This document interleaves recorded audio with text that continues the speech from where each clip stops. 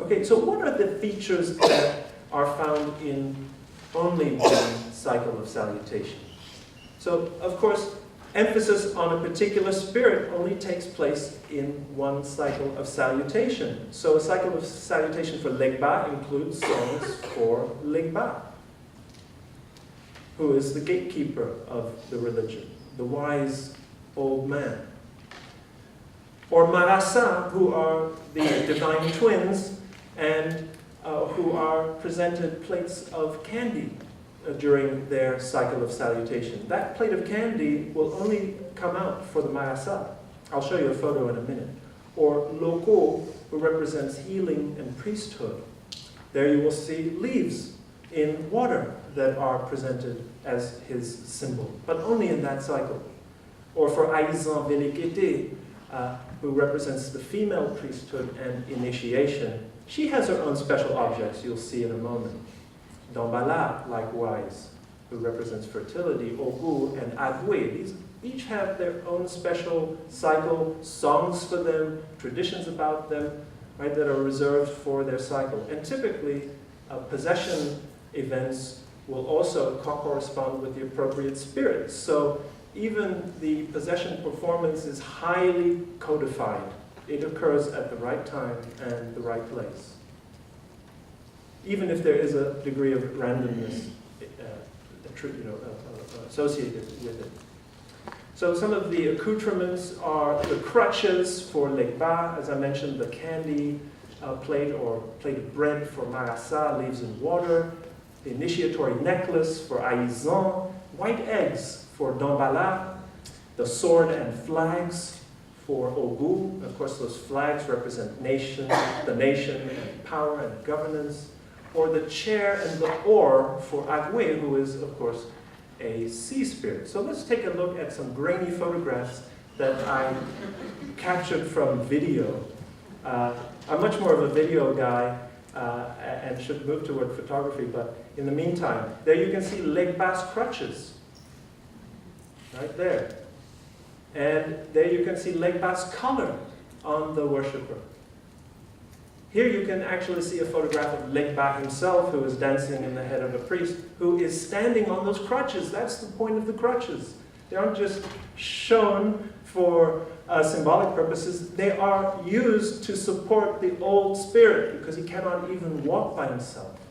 And when he falls, or when he descends into the body of a worshiper, the body just crumbles because he doesn't have the strength in his legs to stand up. So the crutches support the spirit. So think about that.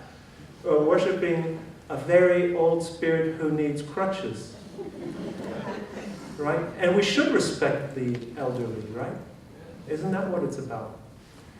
Or here the Marasa, who are being presented this lovely plate of food or candies. And everybody in the audience is invited to take their share, their little piece of candy, and to eat it. Right? So there's kind of a communion element that is used. Here's Loko. Loko appears here with a pickaxe because he's a very hard-working Vodou priest. And so this pickaxe represents that commitment to work. Here you can see the beautiful collier veve, this beaded, enormous beaded necklace she's wearing represents initiation. And so she comes out wearing all of these beads that are gradually removed one by one and given to initiates. And so everybody during that cycle of salutation ends up wearing this beautiful multicolored bead. And of course those beads, each one represents a different spirit. Here you have Aizan's Aizan. The Aizan is that palm leaf here on the chair. It'll eventually be shredded and woven into a kind of palm leaf wand that is covered in a white cloth and then given to the Vodouist who is chosen to be the Aizan, or the bearer of the Aizan. And of course this only occurs in cycles of salutation for Aizan. Dambala Wedo, okay? When he comes, he's covered immediately in a white sheet.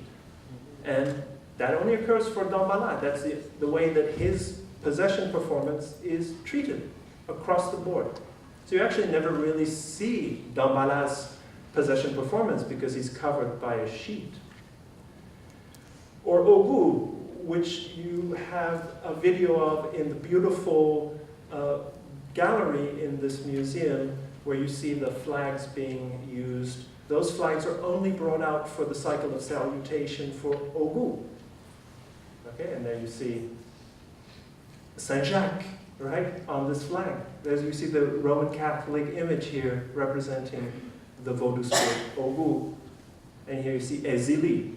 One important fact is that each temple has 2 and only 2 flags, and those 2 flags represent founding spirits of that community. Very often they tend to be Ezili and Ogu, which is interesting because you have a nice balance between a male and a female spirit in that context. And here you have Agui Tawoyo. Here you can see the oar she is holding over here and the chair. And so if Agui starts dancing in the mind of somebody at the ceremony, Agui will sit on the chair and start rowing. Like, you know, somebody crossing the sea. All right, so in order to send you off in the best possible way, I'm going to play for you one more song, one for Loco, which is very nice, and I think you'll enjoy it. So let's listen to this here together, and then we'll conclude.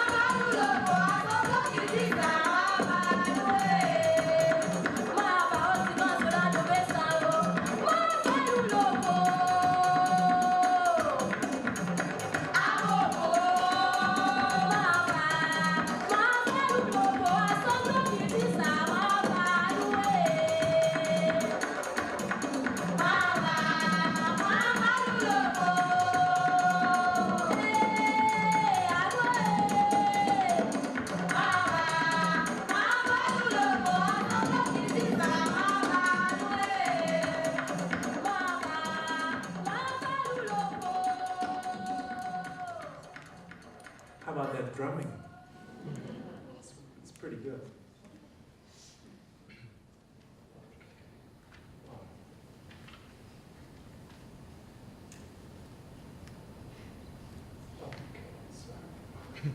All right, so to conclude today, you've been very, very patient. Vodou is a systematic world religion. It doesn't enjoy that prestige, unfortunately. And if you look at cinema databases, you will find, if you enter the word voodoo, V-O-O-D-O-O, that every single film is in the horror genre that deals with that religion. So we have a very, very uphill battle here for Haitian Creolists, for Haitians, for Vodouists. We have this incredible lobby that we are confronted with, which has bottomless pockets and can spin yarns till the end of time and keep you all in utter confusion. But specialists are absolutely convinced that this is a systematic religion, and that is composed of rites that originate in West and West Central Africa. Vodou represents survival and coherence under extreme duress. It is incredible that this tradition has survived the onslaught of European French colonialism. And of course, we don't really find it robustly in the United States, where obviously African religious traditions were completely crushed. Vodou shares a lot with other religions too, and I hope that you'll keep that in mind when you share with others what you have learned. Vodou has a rigid ritual structure. A lot of people don't realize that, and really an encyclopedic inventory of spirits and features and traditions of spirits and songs, just encyclopedic. And Vodou weaves African, European, and Creole traditions into a cohesive religion and culture, but its core is African and universal. So ceremonies, songs, and sacred objects serve the spirits. And if you'd like to learn more, I would like to invite you to visit the UF Duke Vodou Archive, which has been generously funded by the National Endowment for the Humanities. If you'd like to learn more, all these videos, we have dozens of ceremonies, full ceremonies. You can watch 8 hours of Vodou ceremonies uninterrupted. If you want to become an armchair anthropologist. Even better, you will go to the Haitian community and build friendships and learn directly, which is the real way of Vodou, is doing, not reading or watching from your armchair. But still, you can do that and gain a lot. So I'd like to thank you for coming, and I'm happy to take questions if there are any. Yeah? Do the man and the woman both have to be present for the rituals to start? No. No, they do not. You can have 4 male priests or 4 female priests. There's no requirement for gender balance, but it tends to be a very balanced culture. So you tend to have men and women in equal numbers present at all times. And also cross-generational sort of context too, with young and old and everybody included. Yeah. At what age does a child participate? Is there an age that a person needs to be participating in? No, there is no age. And that's a very interesting thing to look at and ask people about when they became aware of their spirits or when they became a Vodouist. Many become interested at a young age and feel called by the spirits in their tender early adolescence or even younger. So for instance, some priests are called at the age of 7, but then will ultimately be initiated in their teens. But that, you don't have to be initiated to have a relationship with spirits. So there are many children who do maintain relationships with spirits prior to initiation. Thank you. And some of them are also invited to heal with their spirits, especially ones who are called to the priesthood, even in their childhood. So there's no restrictions on age. How old is the religion? Oh. Like anybody knows. Well, I mean, Haitian Vodou, or the Vodou of Saint-Domingue, obviously starts with the arrival of the European colonists and the slave industry, so 1680 onward. But it has several thousand years of history in West and West Central Africa. It's a very, very old religion. Yeah, in its African form. Absolutely, very, very old. We don't know. Are there conversions from other religions into it? Yes, absolutely. Yes. Vodouists do invite others to join. I mean, it doesn't have a proselytizing culture that is sort of built into Christianity, for example.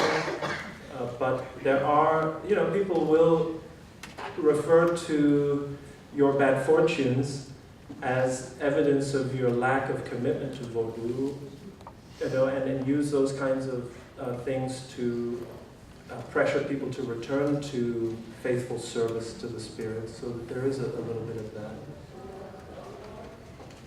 There's a question back, yeah. Do people find their own spirits? Are they kind of assigned by the priestess or priests, or how does that work?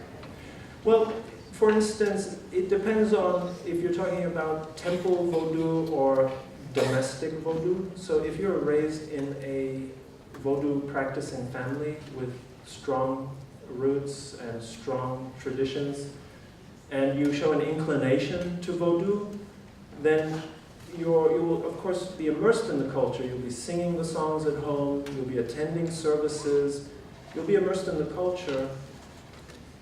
And I think that gradually over time, you sort of acculturate to the tradition.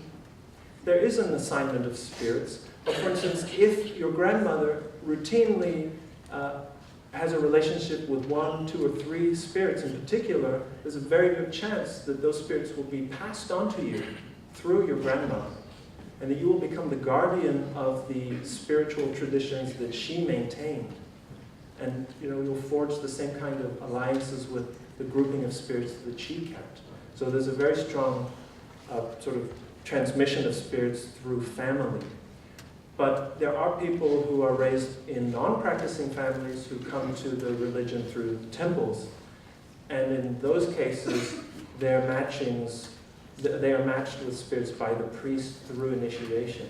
But they might show inclination. So if you are something of a warrior type person, then it may well be that Ogu will be a close match. Maybe you're very hardworking, so Azaka would be your spirit. Maybe you're very materialistic and you're young and you love to date, and so maybe you'd have Ezili Freda. Maybe you're an older woman with a lot of responsibilities and a big family, and so maybe you'd have Ezili Danton as your core spirit. But then once you're assigned that spirit, that will be, you'll have a close relationship with that spirit over the course of your practicing life. So there's some, kind of an organic or a fluid relationship between this assignment. But then I think there's also some discussion and negotiation towards that assignment. And at the same time, there's also spontaneous possession. So if somebody is inclined or you're sort of raised in that culture, they might be possessed by a particular spirit, and so that spirit will be identified by the community. And so in reality, or at least in the Vodou internal position, the spirits are choosing people, you see? So it's not really we who choose them. But obviously there's some kind of conversation between the personality type and the spirits, the inventory of spirits available. But from the Vodou's point of view, it's the spirits who call the individual and choose them for service. Yeah. How many spirits are called during one ceremonial cycle? Can there be several spirits that are called and then are recognized? So the Rada rite has 21 spirits. Each one will be saluted in its own cycle of salutation. So each one will be the focus of one cycle. And so you will have 21 different cycles over 6 to 8 hours. And during each cycle, a spirit will be the main focus and will be the one that would arrive and possess somebody. So it's very rigidly organized in that regard. 1 second. I think what I'd like to do before people start leaving out is for us to say thank you and